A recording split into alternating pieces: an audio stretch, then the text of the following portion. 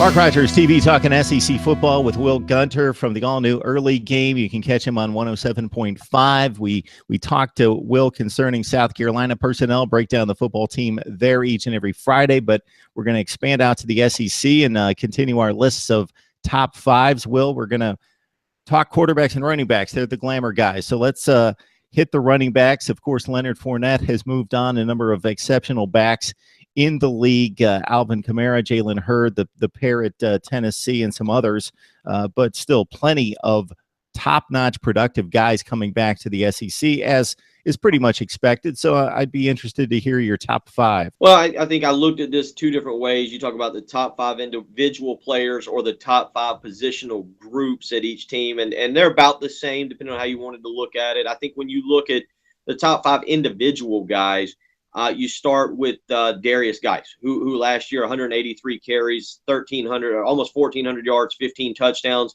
and that was in a limited role. He's going to be the lead back this year for a team that doesn't really still have a quarterback. They're going to be trying to figure that out. So you know that Derrius Guice is going to get the majority of carries.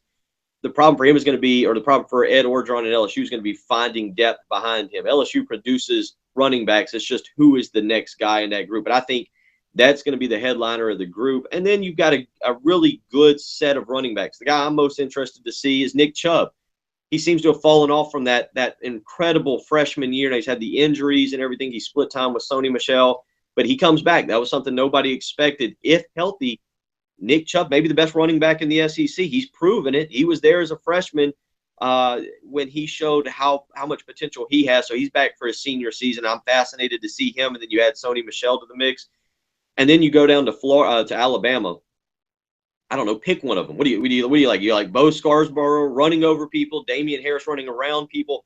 There's a guy who hadn't even taken a snap yet, Najee Harris, who's going to come in and is one of the most. Him and Cam Akers going to Florida State are two of the top running back recruits coming into college football this year. So you look at that with Alabama, and then maybe the underrated guy, Ralph Webb at Vanderbilt. I mean, again, you're talking about a guy last year, 250 carries, 1,200, almost 1,300 yards, 13 touchdowns. Ralph Webb makes that Vanderbilt offense go. So you talk about top five guys.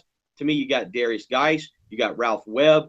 I'm going Damien Harris. I'm going Nick Chubb. And then I'll even throw in a South Carolina guy in there who's proven it, Rico Dowdle. But I think you can also go with Jordan Scarlett at Florida. And I love Florida's running backs. Talk about depth at a position. Jordan Scarlett, Jordan Cronkite, a lot of good running backs down there at Florida for them. So this league this year, offensively, and we'll talk quarterbacks in a second, is set up to be a pretty good offensive league. But you want top five, again, I'll take Harris, I'll take Chubb, I'll take Guice, I'll take Ralph Webb, and I'm going to throw my guy in there. I'm going to throw Rico Dowdle in there because he only played half a year last year and ended up with close to 700 yards and was a difference maker for that offense. And I think because South Carolina went 6-7, and he only played half a year, I don't think people are fully aware of Rico Dowdle, but I'll throw him in there as well.